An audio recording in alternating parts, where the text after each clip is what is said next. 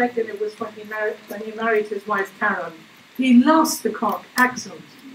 So now we call him the quiet man, as he can always be found quietly working in the background. So please give a big hospice welcome to the one, to the only, Greg Crowley.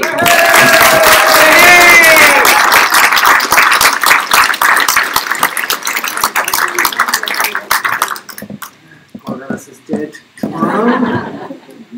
This will be short and sweet. As you know, I don't say too many words. Thank you all for coming. It's great to see such a big crowd, and it's even better now next year when you all come back for the 25th. Paul, what do you think? So listen, it's great to be here. I think it's our great opportunity to sort of show our appreciation for the hospice and the work that they do here, and it's really good that we come back year after year to show our appreciation. Normally what we do is to recognise our trip here and our visit, we like to make a presentation to the hospice, and I'd like Eleanor Blue, from the Director of Funding, to come up and accept the gift on our behalf. Thank you.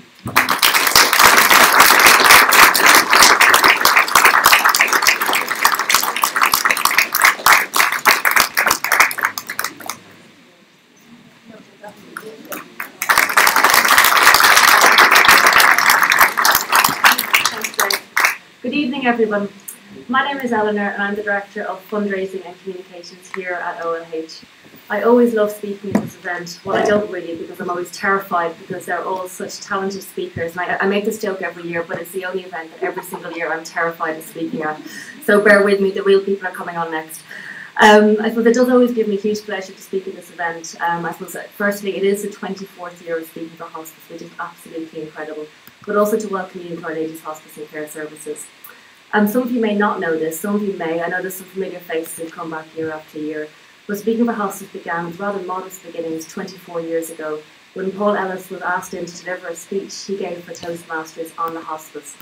Since that day, 24 years ago, Speaking for Hospice has gone from strength to strength to strength, and it's become a much loved, anticipated and eagerly awaited event in the fundraising calendar.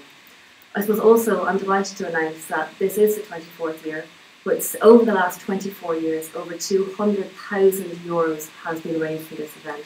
That is simply an incredible amount.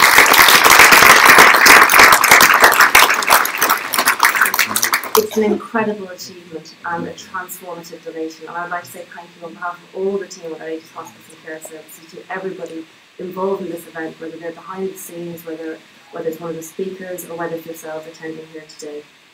I suppose most importantly, ongoing events such as Speaking for Hospice enable us to plan for our future. The funds raised from this event over the last couple of years have helped support the most ambitious undertaking our organisation has ever undertaken. You may have realised when you walked in there is a brand new state-of-the-art 36-bed palliative care unit. That 100% of the building costs of that have been funded through fundraising, or €13.6 million. So all of the funds from this event over the last number of years have gone to support that building. So you all own a brick in that building. Thank you. The building has transformed patients' care, dignity, privacy and comfort of end of life. It has transformed the way in which we deliver care, and we can't say thank you enough. Because when I began speaking at Speaking for Hospice, it was 3 years ago now, we haven't even been under construction. In 2015 we turned the first off. Our first patient went across in 2016. Our final patient went across in 2017. I'm delighted to say the building is officially open by our feet on here this April. So it really is the next generation of hospice care, and it wouldn't have happened were it not for your support. So a huge thank you. I suppose there's some very, very special thanks that I always need to say, and I never want to leave anybody out, so I have a very long list here, so bear with me.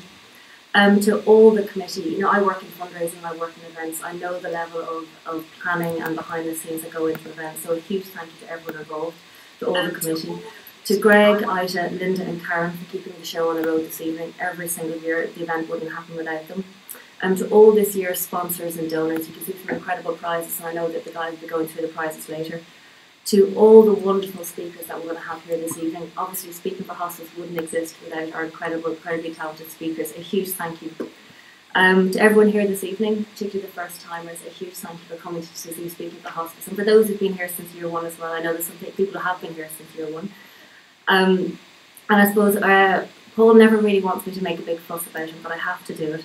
So really, I suppose, Paul, a huge thank you on behalf of the entire organisation for everything that you've done for us. Speaking for Hospice wouldn't exist. The friendship, the ongoing support that you've shown for us is completely incredible. And I suppose on behalf of the board, the senior management team, all the team on fundraising and all our patients and staff, thank you for everything that you've done for us. I have...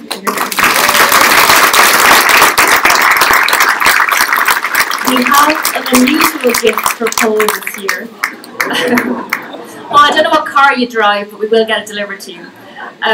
We have obviously given Paul a number of gifts over the last couple of years, and we thought we wanted it to be a little bit special this year. And we thought we'd give Paul an Acer or a maple. And when we looked at this, an Acer is a common symbol for strength, endurance, and friendship. And I thought, what more of a fitting gift for Paul? So, Paul, thank you for your ongoing support and friendship with the hospital. Finally, I'd like to invite Mary Conlon to the stage to say a few words. You may remember Mary, she spoke beautifully at last year's event. Mary would like to give the inaugural Chris Conlon Memorial Award in loving memory of her husband Chris. So I'm going to invite Mary up now. Thank you everyone. Enjoy the evening.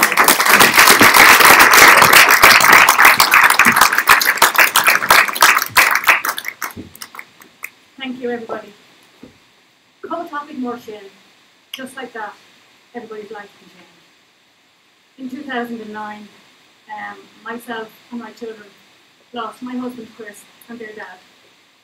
On the 8th of September of that year, he was diagnosed with pancreatic cancer. We lost him on the 24th of November in the hospice here. He was a kind, generous, big-hearted lump of a man. He loved us and we loved him. All he ever wanted to do was look after us and give to people in his life. When he died, I had this huge hole in my heart that I thought I might like to fill by maybe presenting something with his name on it, so his name would never die. It would always be around somewhere. I had an idea of a perpetual trophy. I didn't know what to do. And then I joined Toastmasters. And I met Mr. Ellis. And after last year, I had a chat with Paul, and I asked Paul, could I present a trophy at this year's event? And he said, of course you can. We'll have a look and we'll see.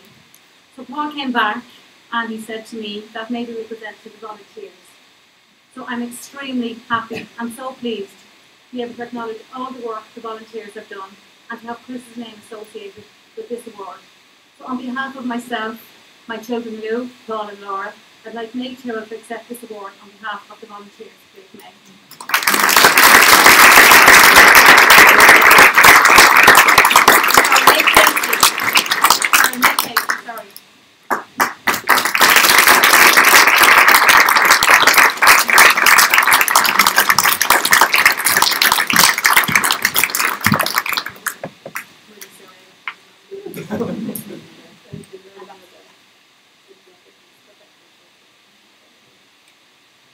Thank you so very much to this family for recognising not only the hospital as a whole and what they do, but in particular volunteers. I have to say straight away, I am purely figurehead here this evening. This has got nothing, it's nothing personal. It's for all of the almost 300 volunteers who work between Our Lady's Hospice here and the hospice in Blackrock. So I'm purely representing them. Volunteers never look for or expect thank yous. What we get from what we do is people we meet, the things, the friendships we make, everything we do in the hospice is reward in itself. We do not look for or expect thank yous. However, despite our tails and our wings, we are human beings.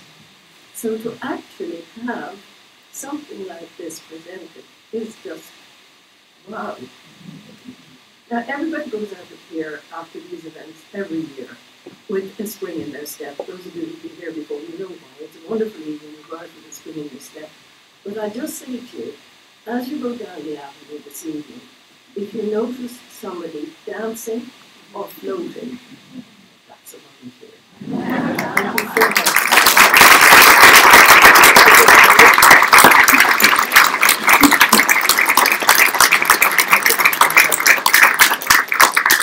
Just as an add-on to that award, when I spoke to Paul first and I had this idea about presenting a trophy, the criteria I had for presenting this award was somebody who was kind, generous, who had a big heart, and who helped other people. When I spoke to Paul about it, he didn't realise that my idea was that the award was to be for him. So Paul went off and he sourced other people that he thought deserved it. So Paul, on behalf of myself and my children, I present you this.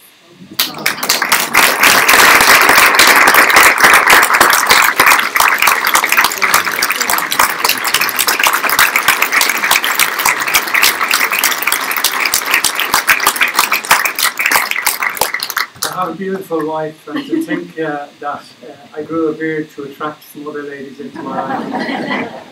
And she let it out back to life there. You're so, so kind. Thank you very much.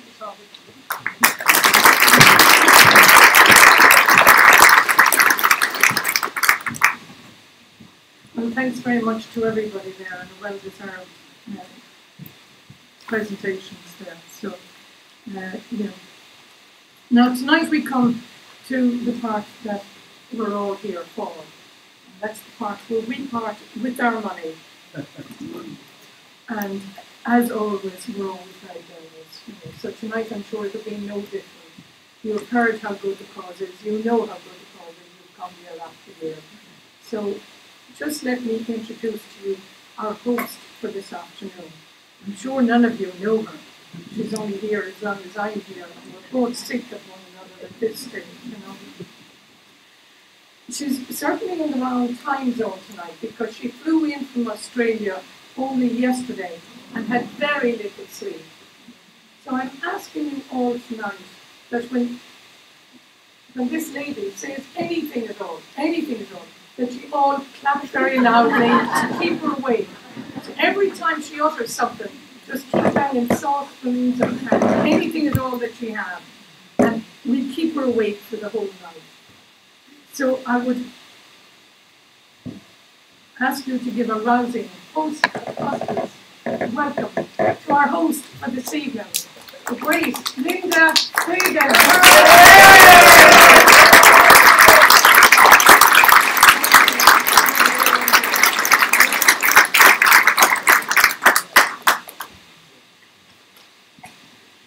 Thank you very much, Edith, for those words of welcome. Now, despite what Edith said, I don't actually want you all banging saucepans when I'm speaking. The idea you're supposed to give me your undivided attention, which you always do. I always feel at the Speaking for Hospice event that it's a milestone in the year. We're coming from the summer, the lovely summer that we've had. Or I should say the lovely summer that you've had.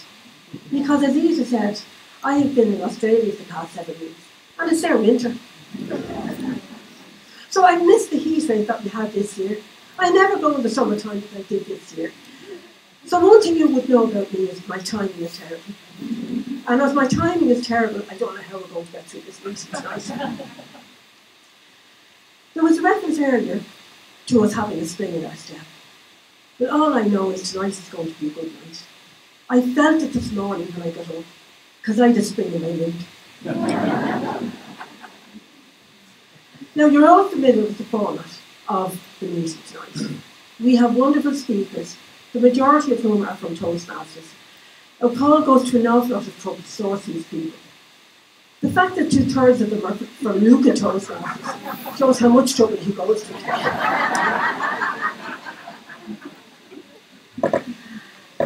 And our first speaker tonight, coincidentally, is from Luca Toastmasters. He is a speaker who was with the group and then I joined. He is a wonderful storyteller. Now, I thought he was just a wonderful storyteller when I was sitting there having a glass of wine with him. But I discovered he can tell great stories even without drinking. At least I hope he's not drinking on them tonight. Our first speaker tonight is Andrew Keogh, with a speech entitled On the Buses. Please welcome Andrew Keogh.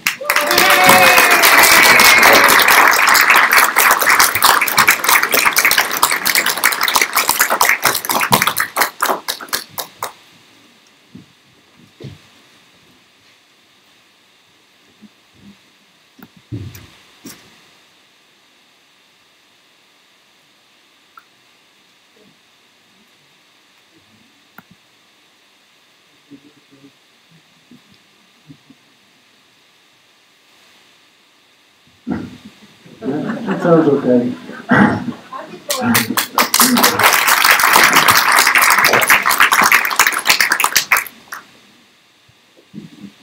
I was at the bus stop. I was holding my mother's hand. And I looked up at her and I said, just be with me today. Nah. She hated being called Ma. And she said, what do you mean? And I said, you're going to get on the bus and you're going to talk to everyone. You won't talk to me. She said, but you have to talk to people. So the bus arrives. He pulls up at the stop. She gets on. Up to her favourite seat, and those you may remember the television seat, where she's now got her back to the driver and she's got a panel and she's got an audience in front of her. And she's in her, she looks down and she says, oh, how are you? Where's your husband? That way he's gone to hospital. She says, oh, and you have a daughter getting married to it. Oh, jeez, that's to it. American relatives, oh, the cost of that. Oh. So by the time we get to town, she knows the life story of these four people. And she gets off delighted with herself. Now the interesting thing is, there was no ulterior motive. She just wants to find out about people. And she enjoyed the conversation, and probably the people who she spoke to also enjoyed the conversation. So that's buses for you, that's what buses do. So when I went to school, primary school, it was only up the road, so I didn't need a bus. But when I went to secondary school, we needed a private bus to bring us into Upper Mount Street, where all the posh people were. Fianna Fáil was one side of us, Fine Gael was the other side of us, and we were in Mount Street.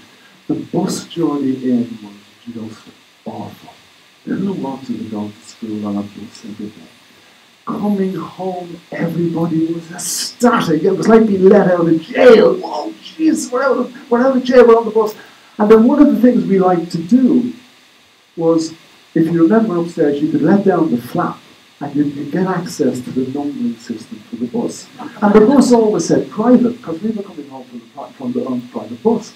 So what you would do is you change it. Depending on the street you were on, you could change to 21 or to 79 or 65. And then you could watch everyone put their hand out and wait for a bus. And the bus would sail by and they're, whoa! And we did this every day and it was fantastic fun. We had a great time.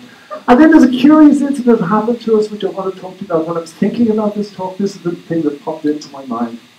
And it was, so when we got about half a mile from home, every child on the bus dashed downstairs. We were all on the platform, we were swinging out the bar, there was fellas on fellas' shoulders, they were on the stairs, they were everywhere. Chaos reigned in this last, it's like St. Trillians. So as the bus came around the corner,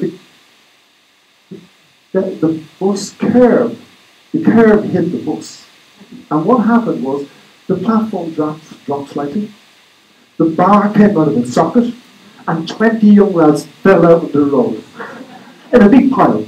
Bus stopped, panic, pandemonium, run down, everyone gets up, dusts themselves off, gets back on the bus, and we go home. Can you imagine now what would happen with health and safety and the amount of solicitors and barristers that would turn up at that event? And then, interestingly, I got my first job. And I met, after a little while after my first job, I met my first proper girlfriend. And that involved taking the bus to town. And the first date I had with my proper girlfriend, who's now my wife, she was outside McBurney's waiting on me. I was late. That's the usual story. And there was about 20 people waiting outside McBurney's. So I picked her up, and we walked up O'Connell Street, up by UCC. And those of you who don't know UCC, and the Corkman won't, it's under Cleary's clock. And if you think there's 20 people outside McBurney's, there's 100 people outside Cleary's, all waiting for the dates. And the thing that intrigued me was that as we were walking up, who comes out of Cleary's? Only Michael Kavanagh, wearing his first pair of long trousers, and he looks up at Nelson's pair. That was Michael, and he's not here to hear that, which is really annoying. But so up the street, up to the Savoy, in a queue, you stand in the queue, you hope it doesn't rain, you hope when you get in, you get a back seat, and you hope if you're really lucky, you get a kiss in the back seat. Sometimes that happened, sometimes it didn't. So anyway, you're out of the cinema, back down, last bus home. Now what happens, of course, is you say, you get married, you're saving for the wedding. So what does the bus become? The bus becomes the thing that gives you the cheap day out. So you can go on the bus to Enniskerry, walk to Bray, get a bus home. Get a 65 to Blessington, walk around the lakes. If you have a few bob, you can come into one of the tea rooms, have a cup of tea or pot of tea and a scone, and go home. Jesus, you've had a cheap day, you've had a great day, and you're still saving. Ooh, isn't that just terrific? Still saving. Now, the thing that's interesting as I think about this, my life through buses, I've had 3 careers. The first and the second career, I spent my time driving cars. Now I'm in my 3rd career. I don't have a car. I have no interest in having a car. And I spend all my time on bikes, taxis, and buses again. And it's great. And I think to myself, well, what's changed? And the first thing I think about is my poor old mother wouldn't get a word of conversation out of anyone on the bus. Her bus journey would be completely wasted. Because what you get now is you sit down, someone sits beside you, they have the biggest pair of speakers you ever saw in all your life, and it goes boom, boom, boom, boom, the whole way into town. Or the other thing you get is what's called the hookup. Now, I would know it as someone meeting someone, but now it's called a hookup. Hookup is much more sexy than that, just meeting someone. So they get in, they sit beside you, the phone comes out, we're on the bus, away. 2 minutes later, Rich Appleton, coming away. 2 minutes later, we're passing through Houston, coming away again. You're listening to all of this, then the phone comes out again, we're on the keys, there's a bit of traffic, we might be delayed a bit. And then the bus arrives at Bachelor's Walk, and they stand up and they go, we're here at the bus arrives at Bachelor's Walk, where are you? And the boy says, we're downstairs. That's the journey. And then the other thing you have is, of course, which is absolutely fifth now, is free Wi-Fi. So you're on the bus, and every foreign national from around the world now travels by bus air. Why? Free Wi-Fi. So they can talk to anyone in the world, anywhere in the world, for free as they travel to work. And they do it at the top of their voice. You've all experienced that, yeah. And then, of course, then what happens is, there's the little discreet Irish people, and we don't talk at the top of our voice, and we don't talk on the phone. So what we do is we pull out the phone, and we get sort of like this, and the text says, I'm 15 minutes from home, I'll be home in 15 minutes for the dinner. That. And you get home, your dinner's ready. But I had a colleague some years ago, this is before texting or anything else, and he arrived home slightly under the weather. And he comes into the wife and he says, is my dinner ready? Is my dinner ready? And she says, it is, the bin's on fire. But texting has solved all that sort of problem. Now, we don't have to put up with that anymore. But the thing that intrigues me more than anything else is that how has it changed for the bus drivers? How has life changed for bus drivers, and what sort of service do bus drivers now give us? And if you think of it, just a simple thing, if you think it's uniquely Irish, everyone who gets off the bus thanks the bus driver.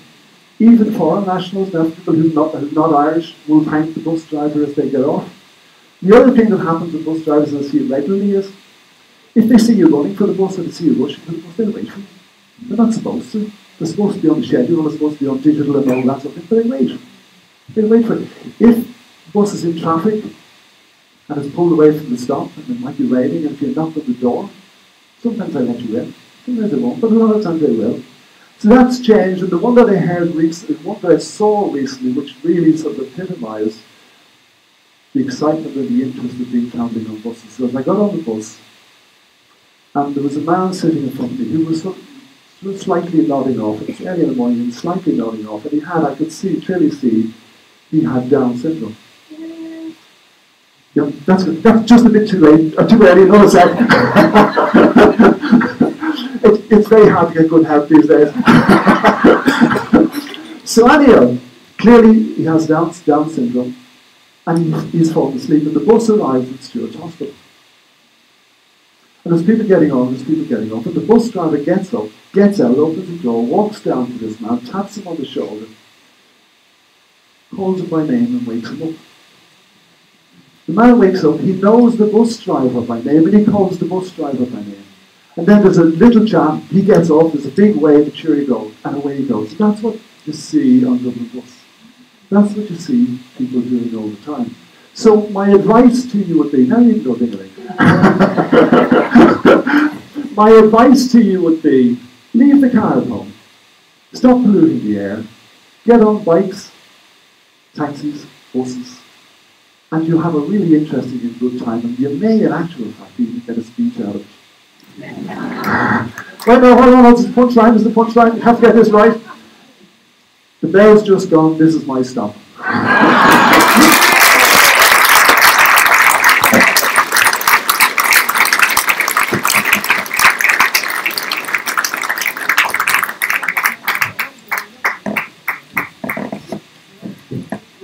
Thank you very much for that wonderful story, Andrew.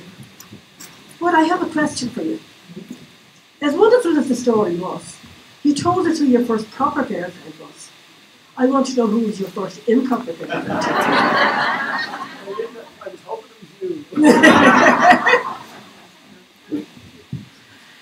Our next speaker tonight isn't giving a speech per se as we understand them. She's going to give us an interpretive reading. Now, for those of you who aren't in Toastmasters, an interpretive reading means taking a passage by a well-known author and interpreting it in such a way as to express to the audience what the author meant, what the characters meant, and expressing it in such a way as if we were actually reading the story. And it's also meant to be read, not remembered and recited. Our speaker tonight is going to give us a monologue from Alan Bennett. So please welcome Helen O'Keefe.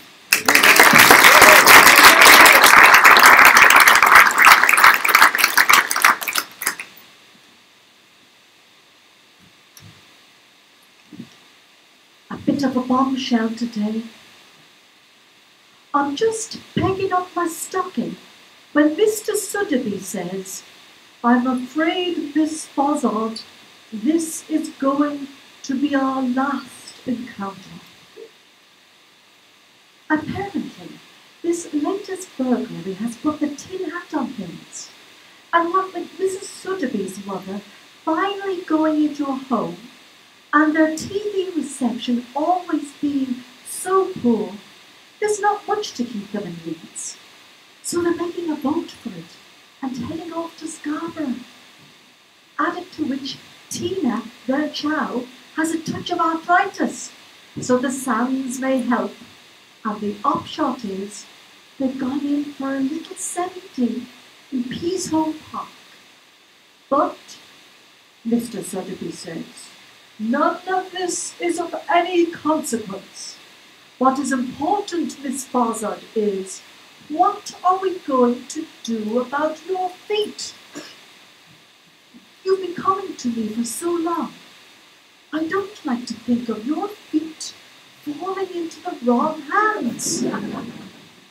I said, well, Mr. Sotheby, I shall count myself very lucky if I find someone as accomplished as yourself, and if I may say so, with your sense of humour.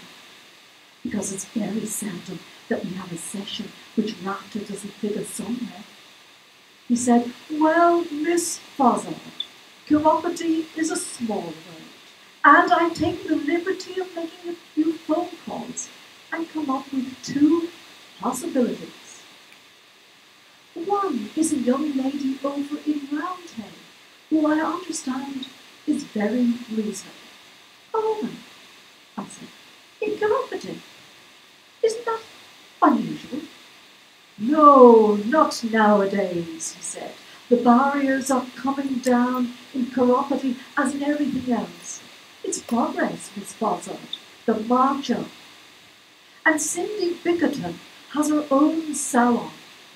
I said, Cindy, that doesn't inspire confidence. She sounds as if she should be painting nails, not cutting them. Well, he said, in that case, the alternative might be more up your street. I don't know him personally, but Mr. Dunderdale has all the right letters after his name.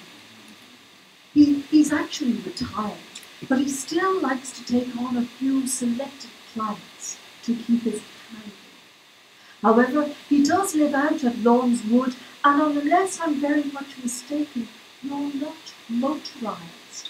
I said, no problem, I can just bob on the 17, it's a bus I like. No, if it's all the same to you and the Equal Opportunities Board, I'll opt for Mr. Dunderdale. He said, I think it's a very wise decision. Allow me. And he did. Allow me to shake hands with your feet. I've been going to Mr. Suddaby for years. I think it's an investment. Particularly if you're like me and go for slim-fitting court shoes, squeeze. Mr. Suddaby reads me the Riot Act, of course. But as he says, it's a free country, Miss Fozzard. If you want to open the door to a life of hard skin, I can't stop you. What view this Mr. Dunderdale will take remains to be seen. When I get back, Mrs. Beavers has her hat and coat on. She can't wait to get off. Says Bernard's been propped up in a chair, staring at the TV all evening. She helps me get him upstairs, and then I sit by the bed and, as her recovery programme, give him a rundown of my day.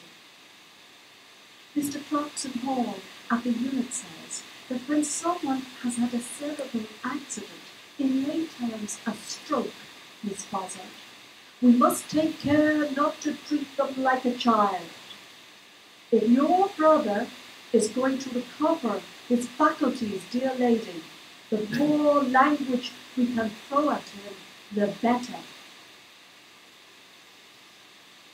I'm just recounting my conversation with Mr. Suddaby and how they're decamping to Scarborough, when Bernard suddenly throws back his head and yawns. I rang Mr. Clarkson Hall this morning. He says, that's progress.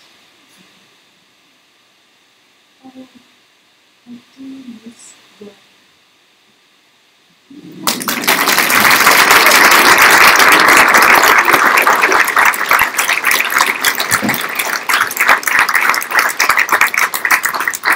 Thank you very much, Helen. I think Helen gave us a wonderful example of how to give interpretive reading. I honestly don't think Alan Bennett could have done any better himself, so thank you again, Helen.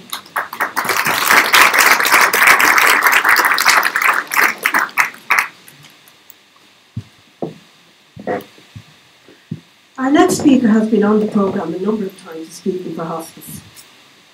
He's regaled us with various stories. He used to be a teacher, but thought better of that.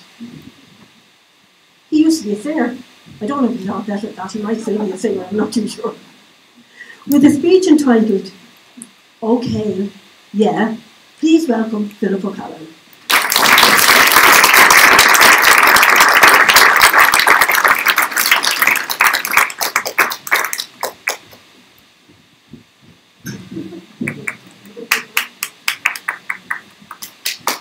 Thank you, Linda. My name is Philip, and I have a confession and a secret to tell. Now that Ireland is a much more inclusive society, I feel after all these years I can finally say it to a group of people that I probably never met before in my life. See, the thing is, ladies and gentlemen, I am a lycra lover.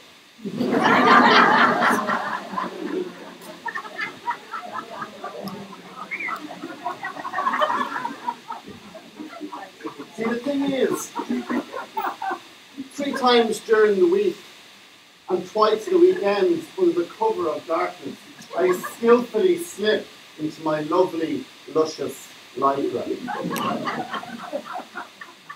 got that image? We'll try it again. I slip into my lovely, luscious lycra and I run. You see, you may be looking at this physique and you're thinking, yes, he exercises, and I do. I have ran the Dublin Marathon. That's the response I was hoping for. But you see, when I started training for the marathon, I was also impressed by my progress.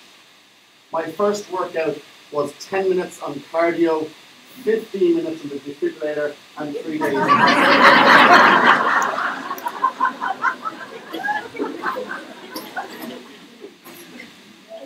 You see, but before, whenever I had an idea of exercising, I used to lay down until the feeling passed. And my idea of a bit of exercise was a good, brisk sit. Now you see, my family are very supportive of these exercise endeavours. And my brother sent a message to the WhatsApp group. He said, "Hey Philip, the only running you've ever done is running after the ice cream van." And my father chimes in with a joke that I know he's been storing up for many a week. And he said, "Philip, have you heard about the gentleman who ran the marathon in 3 hours and only moved 2 feet?" I said, "No, go on. He only had 2 feet."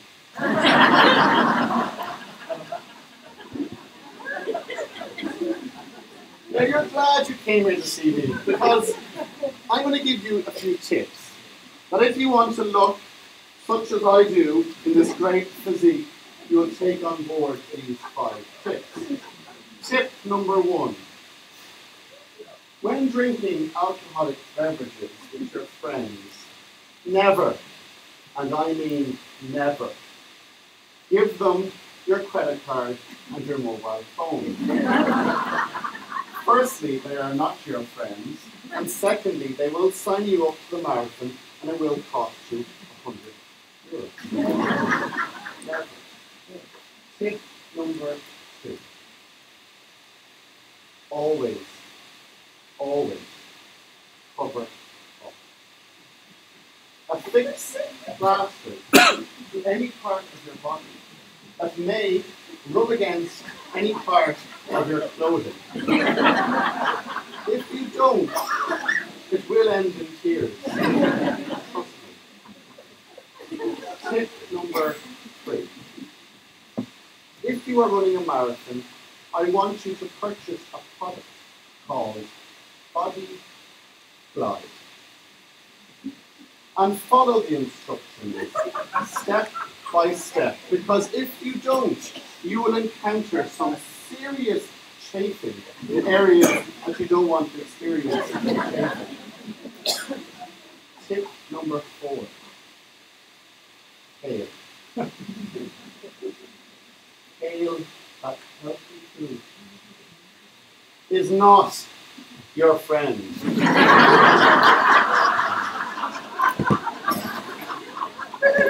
And the tip when cooking kale, add a bit of coconut oil. It'll help it slide into the easier. Tip 5, and my final tip, and I apologize for saying this tip, I feel unique to me. This tip is useful for the novice marathon runner and the advanced marathon runner. Particularly, pay attention to this, particularly when you get to mile number 20. Never, and I'm serious, never, ever, when you get to mile 20, trust a friend. Never. Never.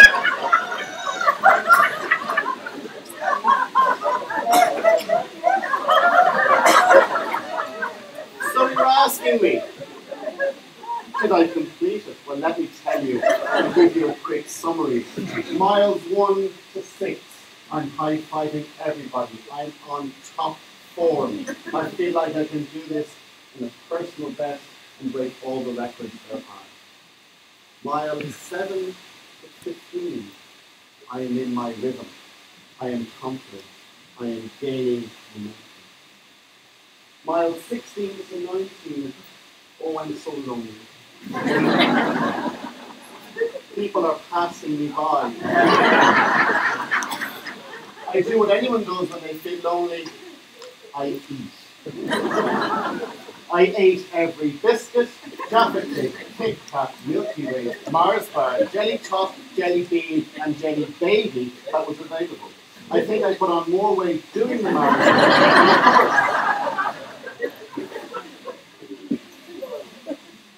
Miles 20.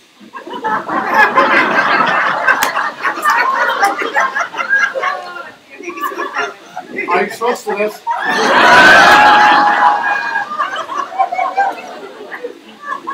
No, I completed the marathon. But the last mile was perhaps the most difficult mile that I've ever experienced. And only for my friend, my good friend, I would not have completed. For she came up with 2 beautiful signs to help me cross the finish line.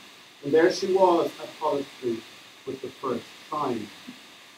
Skillfully and carefully crafted, she held her up. Philip, run faster. We're missing brunch. She ran on ahead of me with the second sign, and there she held up aloft.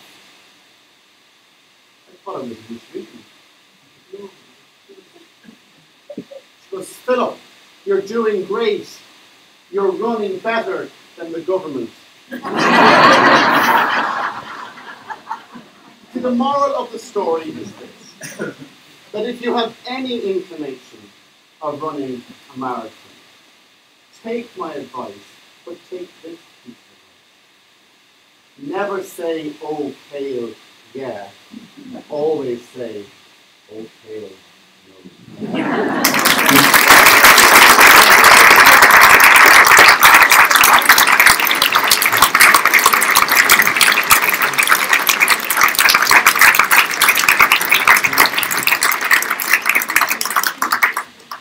Thank you very much, Philip. I think that was the best incentive ever for not running a marathon. I noticed as well, nobody would write down any of your advice. Our next speaker tonight is our non-Toastmaster. 2 years ago he was here. Paul persuaded him that he should speak. And in most cases when you have a non-Toastmaster and they speak, they don't want to go back and do it again. But he spoke so eloquently of his dad, and he impressed us so much that Paul invited him again. So tonight, please welcome, with the speech entitled When I Can't Get to Sleep, Kira Whitty.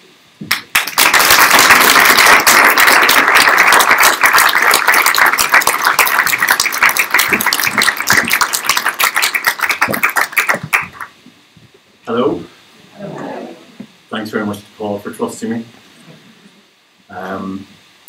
I'm actually really very delighted to be part of the event. I usually do come along. I'm usually the person taking the photographs, but I'm not that great of a photographer, so now I get to speak.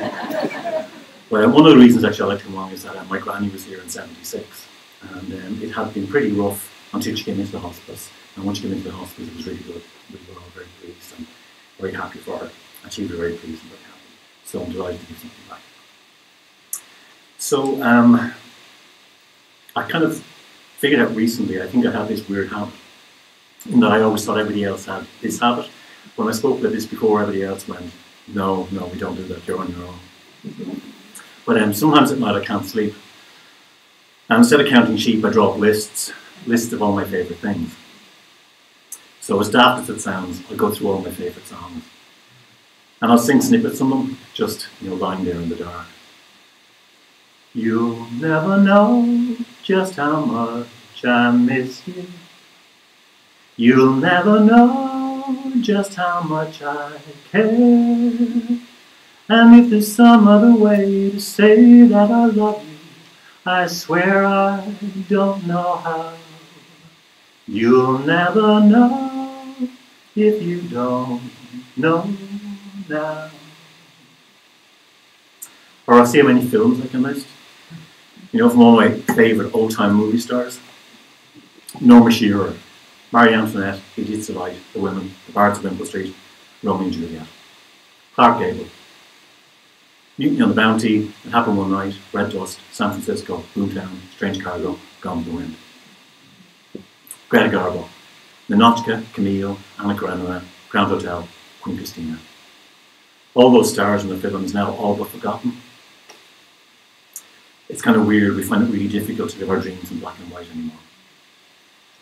Or I list all my favourite movies, and I kind of go through them one by one. And I love Butch Cassidy and the Sundance Kid. It's odd that my favourite movie should be a cowboy. Though at heart, it's really a light comedy romance. Robert Redford and Paul Newman. I had a crush on Robert Redford. Paul Newman I respected. I would have seen it on its first release, 1968, 1969, and I would have been about 7 or 8. And I saw it in the old Capitol Cinema. It used to be tucked in there on O'Connell Street, behind where Penny's is now. And it had these scalloped curtains that rose at the start of the film. They were pink or beige in pink light, or at least that's how I won't remember. And I just loved the film, loved it. It's all good-natured right until the very end, when Butch and Sundance are trapped, surrounded by hundreds of soldiers from the Bolivian army. They decide to make a run for it. But when they charge out the door into the volleys of gunfire, the picture freezes. And as the freeze frame slowly fades to sepia, we hear these thunderous gunshots.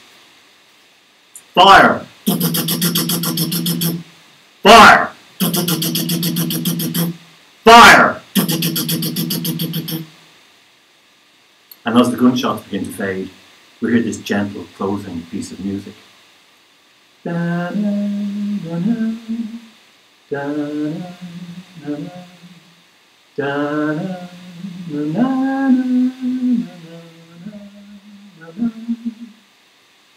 It was the first time I ever cried at a movie. I felt really brokenhearted. I mean, I'd been brokenhearted before, again, definitely really brokenhearted. But this proved what my broken heart already knew, that dreadful things happen to nice people. Or I list my favourite paintings. In my other life, I'm an art teacher. So I list my favourite paintings. And back in 1985, I visited Moscow. And kind of back then, it wasn't a thing you really did, you know, going to the Canaries or Bray or something like that. And I wasn't able to read all the Cyrillic lettering, you know, the Russian lettering. And I was on the subway, the tube, and I got completely lost. And I ended up outside this art gallery, the Tretiakov, which I think is a beautiful word, Tretiakov. Now it housed all these great Russian paintings we've never really seen in the West. And I had the whole place to myself. So I just rambled around, really carefree. And in one room, I came across a painting by someone I'd never heard of, a guy called Serov, Valentin Serov. He was kind of lucky he died just in time before the Russian Revolution. And it was a painting of a young girl, maybe she was the age I was then, and she's just looking out directly at me, sitting at a table in a sunlit room, yellows, pinks, whites. And on the tablecloth before her, there's some peaches. And I stood there thinking, isn't this beautiful? And the French writer Stendhal says, beauty is nothing other than the promise of happiness. Just once in my life, I want to make something like that, something so very beautiful. My favourite books?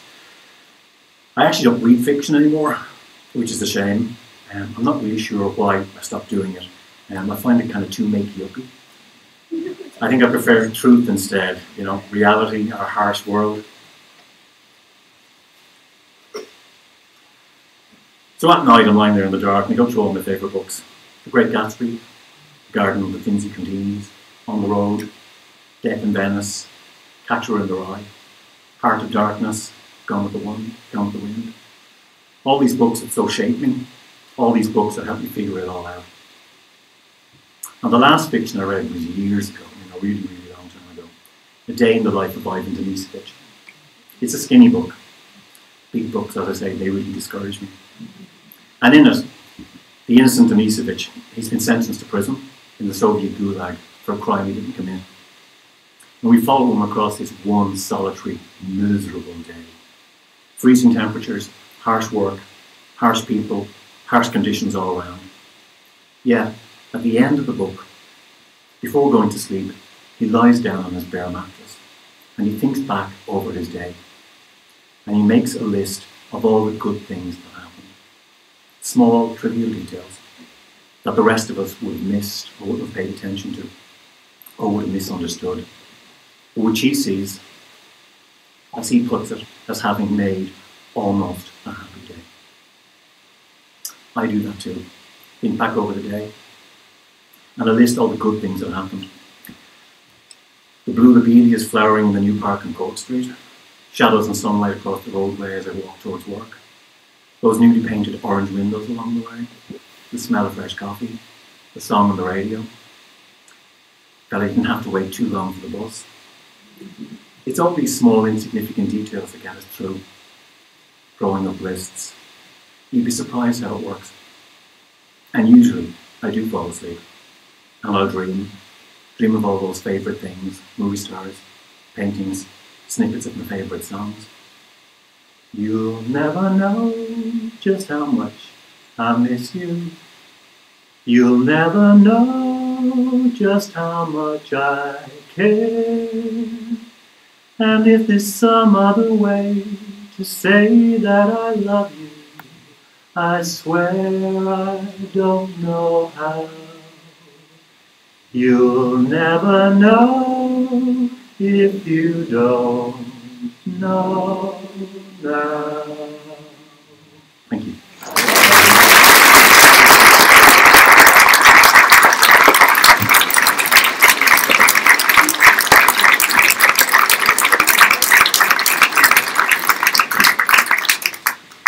Thank you so much, Kieran, both for the wonderful speech and for the wonderful singing. You're a great singer. We might bring you back for the music alone even next year. Thank you.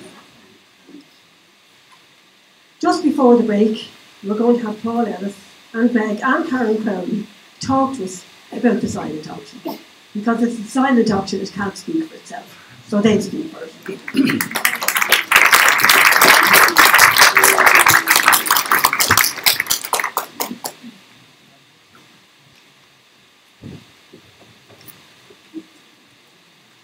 Just before we start, we'll be very quick at this part. I'd just like to welcome Colette. Where's Colette and Michael?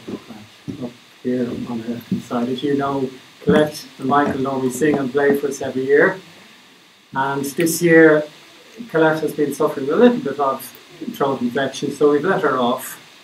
And we said next year she better get her act together and come back. So I'd like you just to recognise Colette and Michael.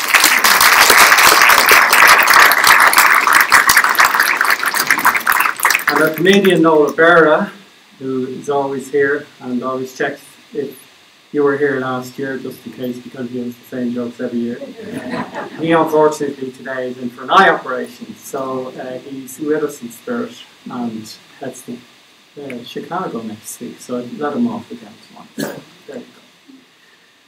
So the silent auction, I hope most of you know what it's about now. It's just, we have items here which we start with an empty table, and we have a hell of a lot of items. So the idea is during the break, you put it in a bid against it, and the highest bid goes home with the item. And I know some of you have enjoyed afternoon tea for 4, including champagne, at the Shelburne. And we asked the Shelburne, would they do it differently this year? So they've done up the Lord Mayor's Lounge, especially for us. And we're ready for action. So get your act together and have an afternoon in the Shelburne. Make us an offer, we can't refuse, and it's all yours. How about going to Cavan, the Slieve Russell Hotel? And the Slieve Russell Hotel is a beautiful location. I'm sure many have been there before. Many of you have. It's really lovely. And you have not alone got an afternoon there, but you have dinner, which is a great opportunity, and it's only an hour outside, an hour from Navan, so it's about a 2-hour journey, 2.25 hours. Now Greg has a lovely GAA jersey. We have to really say sorry to all the country people here. It's the best team in the land at the moment. I would ask Mary Ball to get up and say a few words about it, but we'd be here all night. And it is signed, and it's signed by all the participants of the team and anyone else who could get to sign it. We were very lucky to get this from AIG, and what about it? They'll be playing in 3 weeks' time. Mr. Vizard, get your wallet